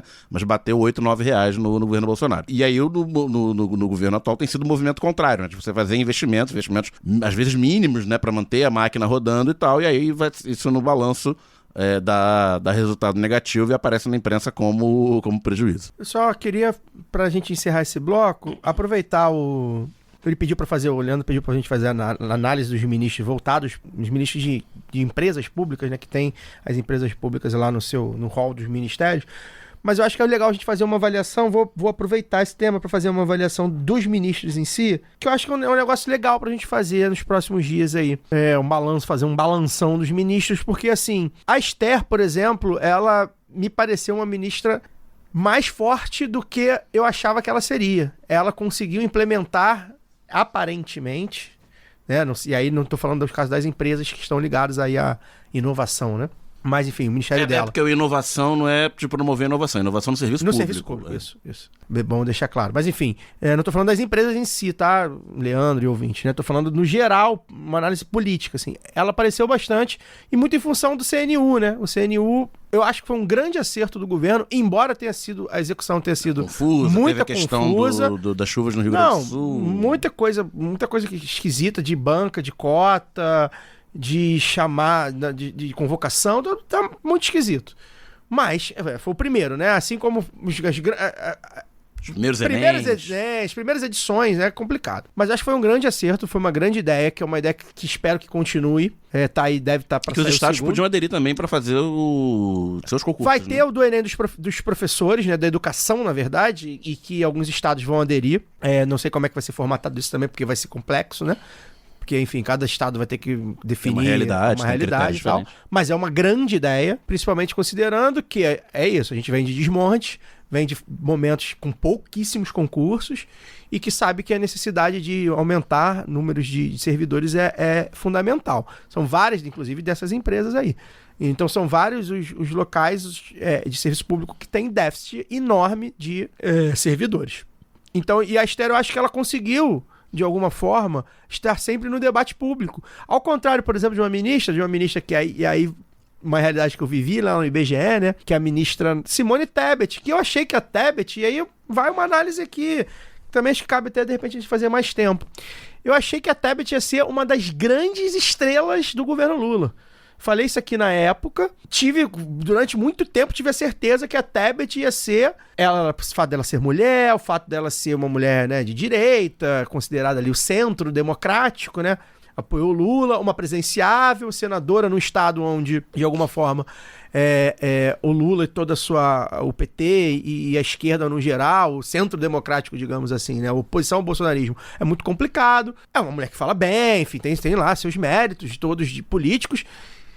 E eu achei que a Simone Tebet ia ser realmente, no começo, com a coisa do arcabouço fiscal, ela teve algum protagonismo, mas o Haddad acaba roubando todo o protagonismo, inclusive, primeiro, por ser do PT, e segundo, porque também é um alvo fácil, né? A galera gosta de cair em cima do Haddad. E eu achei que a Tebet ia ter um pouco mais de protagonismo mesmo, né? Claro que o ministério dela é um ministério muito voltado para finanças, né? O planejamento ali, né? É um ministério muito voltado para grana. Orçamento, né? E isso, às vezes, é menos discutido politicamente. Menos apelo na sociedade, midiático. na imprensa. Exato. Mas ainda assim, é um quadro presenciável, que a mídia gosta, sempre gostou. Que aparentemente saiu grande da eleição. Saiu importante, né? Eu vi gente dizendo que o Lula só foi eleito com 4% da Tebet, né? Teve essa análise. Inclusive, considerando a votação aqui no Rio, né? Da galera da Zona Sul Ipanema que votou nela. Da porra, né? Pois é. E então, assim, já fica aí, então, uma análise de ministério. Achei que a Tebet já tá muito mais cotada, até para ser, de repente, sucessão. O vice. Achei que ela ia chegar nesse momento aqui agora, e tipo assim, a gente já tá falando, o Lula não vai ser candidato, vai ser, o Haddad, o Rui Costa, a Tebet, né? E não tá, né? Tá bem, ela até apareceu essa semana aí falando alguma coisa, não lembro do que. Ela falou mal de juro alto. Olha aí. Tá se lançando alguma coisa, não sabemos o quê. Pois é, mas achei que ela estaria mais na onda da mídia aí. Então, fica essa análise da mas Esther em contraponto. Eu queria perguntar, na verdade, para vocês. Vocês acham que ela deu uma sumida porque a mídia cansou ou se tocou que é, de fato, uma democrata, que não ia topar o jogo da direita e da extrema-direita, não pendeu para lá nas eleições, não ia pender mais, e aí virou ministra? Ou acho que é porque o ministério dela ficou ligado, né? Ficou ao Ministério da Fazenda, né? Não tem como falar de orçamento sem passar pelo Haddad. Eu acho que talvez... Conclua, Laura. Não, é isso, assim, porque eu acho que foi também uma sacada, não sei se do Lula, ou de quem que foi, quando teve a ideia de dar a ela o Ministério do Planejamento. E o Daniel até Porque falou... aí Não, fica ligado. eu falei na época da transição que, ao invés de dar um posto pra ela brilhar, pegou um ministério que é o ministério da impopularidade, é o ministério que fala, não, tem que cortar, não pode aumentar o orçamento aqui. Então ele vai, não só não vai ser popular com o público, como não vai ser popular com os demais políticos, né? Porque ele é o ministério de cortar a zinha, não é o ministério das benesses. E para além disso, a segunda coisa, eu acho que talvez esse fim eu não diria lua de mel, mas da empolgação, né, da imprensa corporativa com a Tebet, eu acho que quando ela vai para essa posição, havia uma expectativa dela ser a voz sensata, entre aspas, né, no governo. O governo gastão, o governo de esquerda que quer gastar, populista, e ela ser a voz da razão, né, de ir para a imprensa falar, não pode, tem limites, a gente tem que cumprir o arcabouço, não pode ser irresponsável fiscalmente, etc. Acho que havia, em certos círculos, essa expectativa que ela assumisse esse protagonismo, de ser a adulta na sala, né, do ponto de vista deles, obviamente. E desde da transição, esse papel foi assumido pela própria Haddad. É isso que eu ia falar, não precisa, né? Então esvaziou até essa função dela, de ser o contraponto ao pessoal da gastança, porque o próprio Haddad assumiu esse papel, né? Aí eu não sei até que ponto, eu diria que até bastante ponto o jogo é combinado, do good cop, bad cop. Claro. O bad cop, na visão dessa galera, é o próprio Lula. Claro. Né? E o good é o Lula. E o good cop é o Haddad. E aí ela ficou meio sem função nesse jogo. E a análise do Haddad que a gente faz, né? Ele é um cara pintado pra negociar com a Faria Lima. Embora a Faria Lima queira comer... E o Congresso que tá no bolso da Faria Lima. Embora a Faria Lima e o Congresso queiram comer o fígado dele. Sim. Mas com ele, eles conversam, né? Outras pessoas ali não é ter nem conversa, né? Então, assim, o Haddad é esse cara. E aí ele assume esse ônus. A gente queria fazer um programa com o Haddad. Vou entrevistar o Haddad? Vou correr atrás disso de novo. Na época a gente ficou sabendo que ele só dava entrevista pra Mônica Bergamo, mas eu acho que agora vamos pedir pra Mônica Bergamo? O Lado B nunca entrevistou um ministro de Estado, né? No cargo, né? A gente vai entrevistar o Haddad, porque assim, eu acho que é muito fácil bater no Haddad certas coisas, assim, e o Haddad responde a um governo, né? Bom lembrar, ele não sei se ele passa por cima do Lula, como parece que fica parecendo que passa. Eu acho que é um jogo um tanto combinado. Claro que é. Mas enfim, isso também tem ônus, né? E a gente tá vendo aí o Haddad apanhando. Só pra concluir, eu acho que é um jogo combinado não só do Haddad não ser tão, entre aspas, neoliberal, não acho que seja neoliberal, mas enfim, aplica várias políticas que tem esse corte. Não é que ele não seja tão quanto parece, eu acho que o Lula é mais do que parece. É isso aí, exatamente. Exato, claro. Eles se encontram mais ali no meio. Exatamente, óbvio. Senão o cara não botava o cara de ministro da Fazenda, né? Enfim, esse é um bom papo. Eu acho que esse papo é muito legal. De verdade, assim, acho que é um papo para se fazer de maneira muito honesta. E eu infelizmente, vejo esse papo, esse debate sendo feito de maneira muito desonesta intelectualmente. A gente vai fazer aqui de maneira honesta em breve. Mas antes a gente quer entrevistar o homem.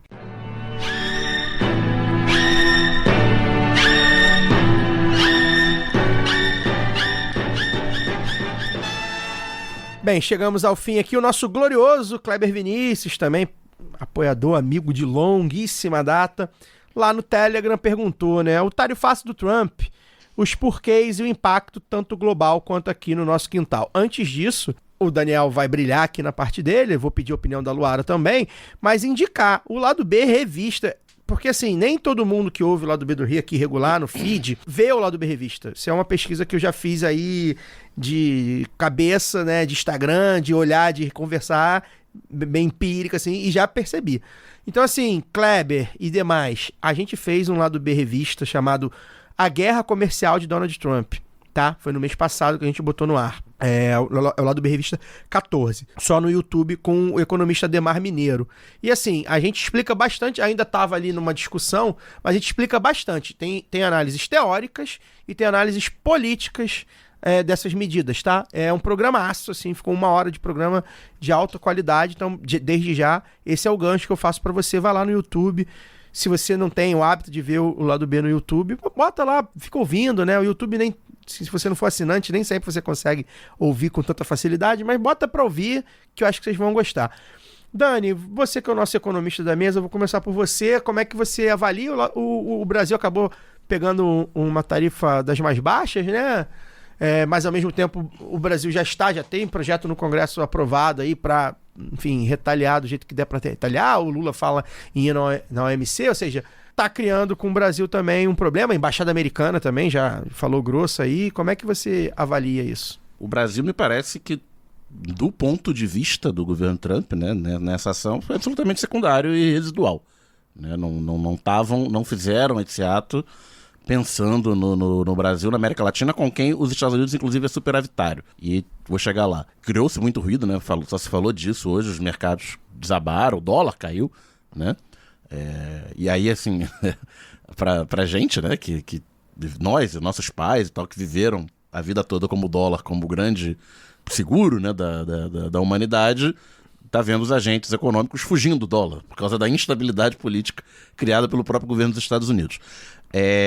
Tem muitas leituras, o Trump chamou de Dia da Libertação, né, dentro da sua retórica de isolacionismo e excepcionalismo, né, americano, ou seja, ele parte de um princípio que, e aí isso tá expresso matematicamente na fórmula que eles usaram para justificar essas tarifas, para justificar o tamanho de cada tarifa, né, com cada país, parte do princípio que, se algum país é superavitário com os Estados Unidos, é porque estão roubando os Estados Unidos. Estão criando distorções de câmbio, barreiras comerciais, então cabe aos Estados Unidos retaliar.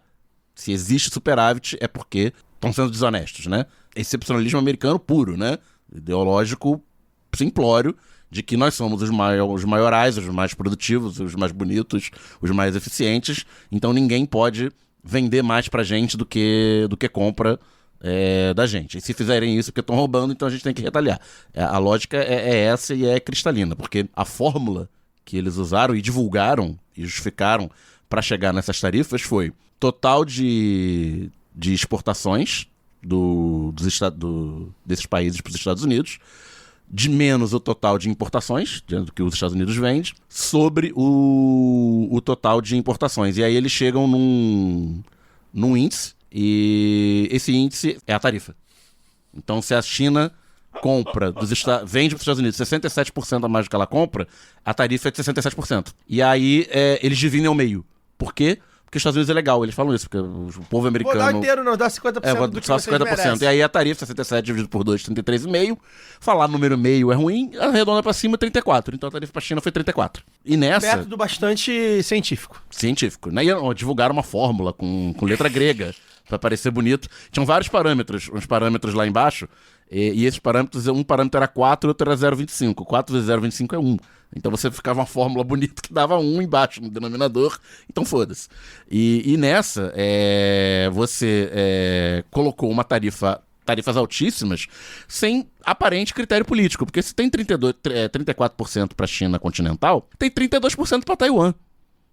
Né? E Taiwan, a gente sabe, é um ativo geopolítico muito importante para os Estados Unidos, embora os Estados Unidos não reconheçam oficialmente Taiwan. Os Estados Unidos reconhecem a China continental como a República da China, mas todo mundo sabe que Taiwan só existe porque os Estados Unidos banca, né? Até questão militar e tal, e cooperação econômica próxima, tacou-lhe 32% em Taiwan e foda-se.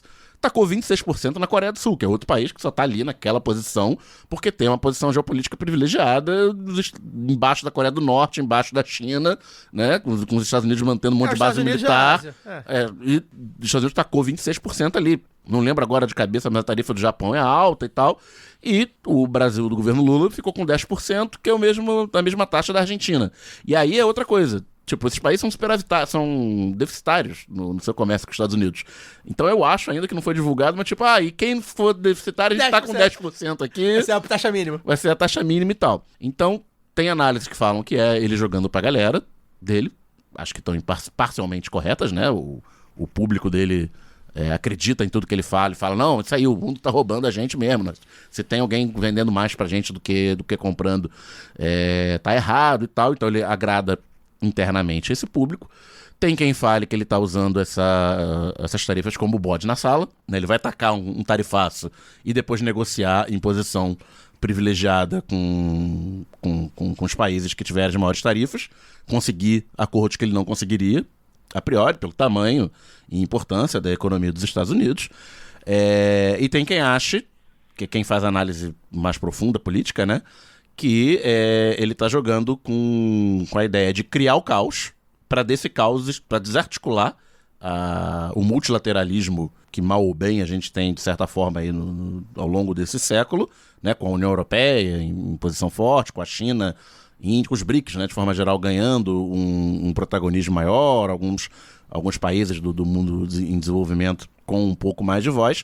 Então ele joga para chutar o tabuleiro. Espalhou a brasa, chutar o tabuleiro você tá jogando o xadrez com pombo, né? É. Você vira o tabuleiro, espalha as peças, e como os Estados Unidos são a maior economia, isoladamente, né, e mais forte, conseguiria aguentar o tranco melhor do próprio caos que eles mesmos criaram e emergir mais forte, né? Porque aí o mundo fica um caco e caos, e eles emergem mais fortes. Com riscos, evidentemente, imensos, né? Porque a gente tem a China hoje, né? E a gente já vê movimento, uma declaração conjunta de China, Coreia do Sul e Japão, que passaram o século XX se matando, basicamente. E de repente os três aparecem no mesmo púlpito, com as três bandeiras atrás, articulando uma resposta conjunta aos Estados Unidos. Então a gente não sabe o que vai sair disso. E no nosso quintal aqui, 10% parece baixo, mas pode impactar. Os Estados Unidos não é mais o maior parceiro comercial do Brasil há algum tempo, é a China. Mas ainda é um parceiro importante, evidentemente. Menos importante do que para países como Colômbia e México, que tem a sua economia muito voltada para a relação com os Estados Unidos, mas ainda é importante. Mas evidencia que, para desespero, pelo menos inicial, dos bolsonaristas, da extrema-direita, que eles não estão tão ligados no que está acontecendo aqui, porque ficou muito evidente que eles tratam a gente como quintal e tudo igual, quando o Brasil do Lula ganhou os mesmos 10% da Argentina do Milei. Desespero dos bolsonaristas brasileiros e dos argentinos também. Os mileístas, né? Aí eu não sei se num segundo momento, né, de negociação, de caso a caso, né, se a Argentina vai conseguir um acordo melhor. Ele vai querer fazer, né? Ele vai querer sentar com todo cada mas um. Assim, o que chega das matérias que consultam fonte do Itamaraty é que o Itamaraty, mais que o Itamaraty tá no escuro, a galera do Departamento de Comércio dos Estados Unidos está mais no escuro ainda. Porque isso é uma coisa decidida no núcleo muito próximo. Musk, do núcleo muito próximo, que o próprio secretário de Comércio tá lá a reboque. Parece até o Bolsonaro. Não tem nenhuma voz, Então, os funcionários de alto nível do Departamento de Comércio que têm a função de fazer essas negociações são procurados pelos funcionários brasileiros, da Embaixada Brasileira nos Estados Unidos. Não sei que vocês estão no escuro quanto a gente, né? Então, nos próximos meses isso vai clarear do caso a caso, mas acho que o principal, considerando a tosquice do método para estabelecer as tarifas, é tanto uma resposta interna, fazendo valer esse excepcionalismo americano que é muito forte no eleitorado americano, sobretudo o eleitorado americano do Trump, e dar esse grande chute no tabuleiro de acabar com as instituições multilaterais criadas aí nos últimos 30, 40 anos, a OMC, a principal delas, dar uma zerada, criar o caos para tentar emergir mais forte desse caos. E é isso, né, Luara? A gente tem visto aí agora, complemente, evidentemente, mas eu queria fazer uma análise geopolítica agora, né? Viralizou nas redes sociais do lado B uma fala do Normando, o maior conteúdo mais visto na história do Instagram e do TikTok do lado B, que é uma fala do Normando muito boa, no lado B Revista sobre a ONU, que ele fala sobre, enfim, o Império Americano, como a gente conhece, tá pra ruir, né? Eu costumo brincar que, assim, acho que muitas das coisas que a gente falou aqui, o capitalismo tá acabando, galera. Agora, o problema é o que vem depois. A gente não tá muito certo o que vem depois, não necessariamente vai vir um negócio mais legal. E acho que eu fico com a impressão dos Estados Unidos também, assim. Os Estados Unidos, eles estão realmente entrando em colapso. Só que isso não quer dizer que a gente não vai junto, né? De alguma forma. Ainda mais aqui no Brasil, muito dependente dos Estados Unidos, não só economicamente, mas essa coisa ideológica, né? De usar porque lá nos Estados Unidos, né? Aquela coisa do Renan do choque de cultura, né? Tipo, eu sou patriota, gosto dos Estados Unidos, né? Essa coisa, assim, que a gente tem muito. E não tem só entre os bolsonaristas, acima de tudo, patriota. Não tem... Viva os Estados Unidos da América. Pois não tem só entre os bolsonaristas, não, tá? Tem entre os isentões, a galera de esquerda menos, né? os Estados Unidos ainda é usado como exemplo a muita coisa. Como é que você avalia aí as doideiras do Trump? Olha, eu acho que esse debate de geopolítica é um negócio muito louco, porque quando a gente lida com a extrema-direita, uma das coisas que a gente tem que aprender é desconfiar, né? Sempre, assim. Então, você vê métodos, quer dizer, eu acho que podem ser métodos também, os caras capturarem esse debate aí para tentar voltar a ser esse império que eles almejam e defendem há tanto tempo. E fazem isso porque o tempo todo a gente está falando deles. Então, teve escândalo recente aí daquela coisa do jornalista que foi colocado num grupo de mensagem em que os caras estavam falando quando é que ia disparar drone e bomba e míssil. Sim. E isso ficou ali. O Trump falava de forma evasiva, aí vinha uma secretária, o cara ali falava, né, e desconversar, falava, não tem nada disso, mas olha a captura de atenção, de espaço, e o que essa mensagem, o que era aquilo ali, né, falando de termos de poder bélico, né, de decisão, de tomada de decisão. Então, é muito o jogo dos caras, assim, de capturar a atenção o tempo inteiro e jogar com isso, né? Não é novidade, a gente já viu isso como método, mas a gente fica desconfiando. Cara, será que os caras são malucos? Será que eles são ruins? Sabe? Será que são doidos só? Ou isso tem realmente método, assim? Porque eu acho que tem, saca? E essa é a grande jogada. A gente acha também que está enlouquecendo junto.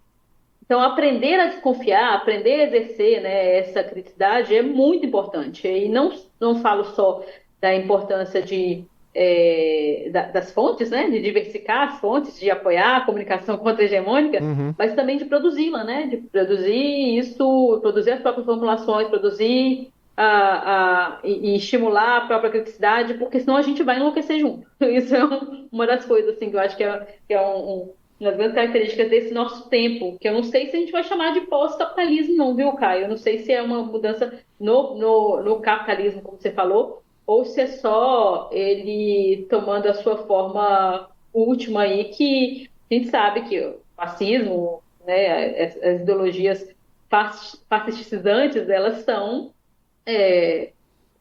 acho que todo mundo concorda aqui que não poderiam nascer de outro pai, né? Sim.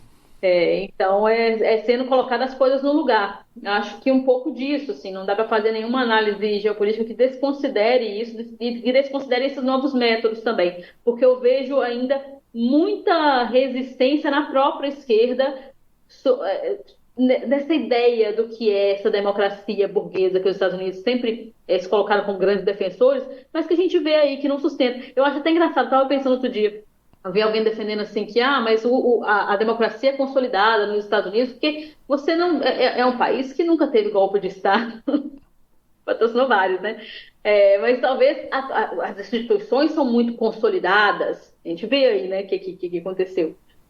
Mas talvez essa consolidação e a falta e a dificuldade de se mudar também nos diga alguma coisa, Sim. né? Também nos diga que os atores continuam, de certa forma, os mesmos. Os patrocinadores dos golpes continuam os mesmos. E golpes internos são tão bem dados que as pessoas nem percebem, né? Então, acho que é um pouco para a gente também pensar, porque eu vejo essa barbação até de setores progressistas, assim. E o Império Americano, a gente sabe que tem os seus podres aí, todo mundo gosta de apontar e tá mais na hora de falar, mas então qual o modelo? Acaba correndo pro colo dos caras, e eu acho isso um grande erro, assim, acho que é não conseguir visualizar outras formas de democracia, de organização, de sociedade, e aí acabar sendo comprado mesmo, né, ou se vendendo, né, como vocês quiserem dizer, a uma visão hegemônica do mundo, a visão Globo News de mundo, sabe? Que só existe a visão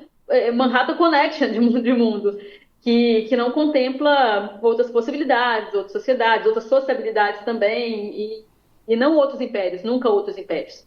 Porque também tem isso, né?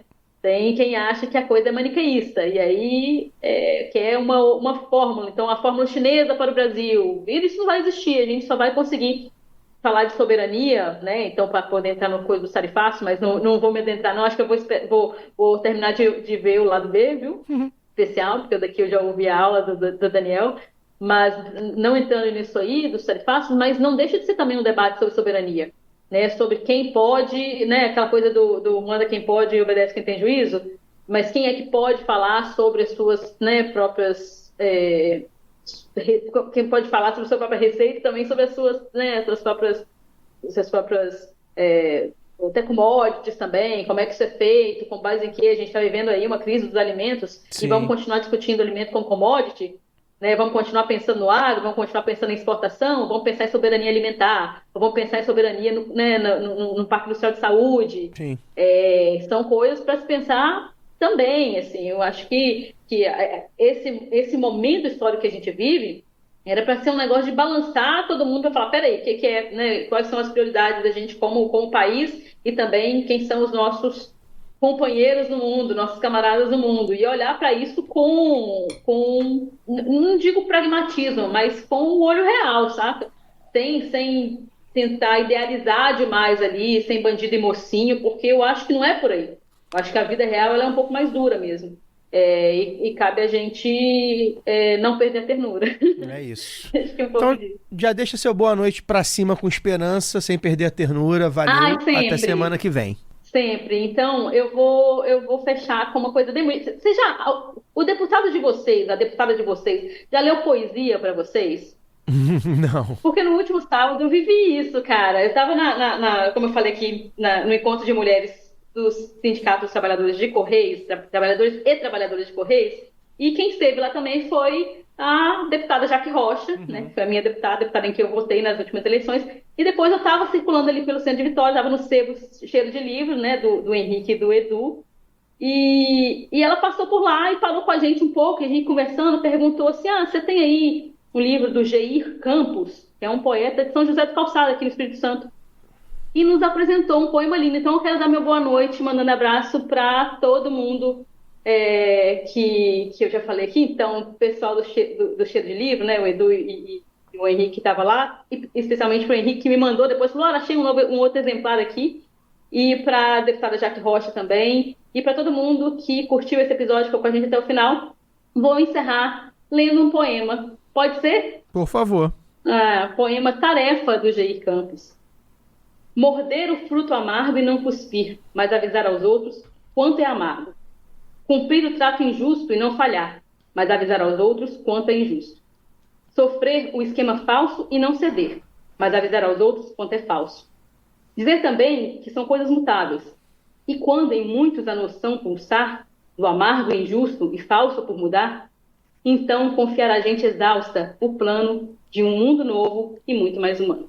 Bonito. Esses dias eu tive insônia e sou muito musical, né? E aí tem uma música que vem sempre à minha cabeça, que eu amo essa música, que é a Mortal Loucura, né? Que é a música que o José Miguel Wisnik e o Caetano musicaram. A Bethânia gravou pra novela, enfim, eu amo essa música. E esse é um poema do Gregório de Matos, né? Enfim. Eu fui ler também, acordei 2 da manhã, assim, ouvi a música, falei, cara, eu ouvi a música umas 3 vezes seguidas, assim, eu falei, não, vou ler o poema, aí li o poema, assim, umas 3 vezes, só lendo o poema, e aí foi, não, eu quero entender melhor esse poema, aí entendi o contexto do poema e tal, da época, de quem se tratava e tal. Aí eu lembrei de você, Laura, você que gosta muito, assim, de poesia e tal, eu falei, caraca, olha aí, ó, eu que quase não consumo, acabei consumindo aí nas noites de insônia. Dani, boa noite, vamos ver a estreia do próximo campeão da Libertadores de América. Manter o título no Rio de Janeiro, né? Com certeza. Só nós e o Botafogo temos esse ano essa responsabilidade. É isso. Só terminar aqui com uma piadinha que eu esqueci de falar relacionado ao último tema abordado, né? Eu vi hoje no Blue Sky, tem um conceito de economia chamado preferência revelada, que é quando você olha como os agentes alocam seus recursos, considerando as informações que eles têm, né, as suas restrições orçamentárias, você revela essa preferência deles a partir dessa alocação. Então, considerando o tombo dos mercados hoje, com o tarifaço do Trump e o apoio majoritário, quase unânime que ele teve em Wall Street, né, dos grandes financistas e tal, parece que o Wall Street avaliou que o direito de chamar o funcionário de viado vale 8 trilhões de dólares. É isso. A gente fica por aqui. Semana que vem a gente volta com um convidado bastante especial para falar aí sobre as possibilidades de desenvolvimento industrial do Brasil após anos de desmanche. A gente vai continuar aí no ramo da economia, dessa vez falar um pouco de soberania, vai falar também de empresas públicas, vai ser bem legal. A gente aguarda vocês, sexta que vem vai ter aqui no feed do Lado B do podcast e, claro, também no YouTube. Então, forte amplexo, até lá. Esse podcast foi editado por Fernando Cesarotti.